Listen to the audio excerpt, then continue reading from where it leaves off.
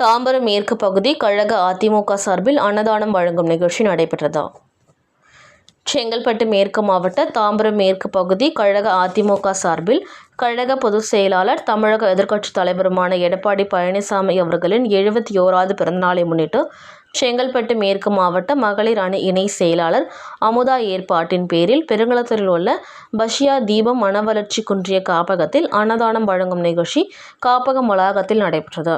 இந்நிகழ்ச்சியில் சிறப்பு அழைப்பாளராக முன்னாள் அமைச்சர், கழக வர்த்தக அணி செயலாளர் சீதா செல்லப்பாண்டியன், முன்னாள் நாடாளுமன்ற உறுப்பினர், செங்கல்பட்டு மேற்கு மாவட்ட கழக செயலாளர் சிட்லப்பக்கம் ச. ராஜேந்திரன், அனைத்துலக எம்ஜிஆர் மன்ற துணை செயலாளர் நாவலூர் முத்து ஆகியோர் கலந்து கொண்டு பஷ்யா தீபம் மனவளர்ச்சி குன்றிய காப்பகத்தில் இருக்கும் அனைவருக்கும் மதிய உணவு வழங்கினார்கள்.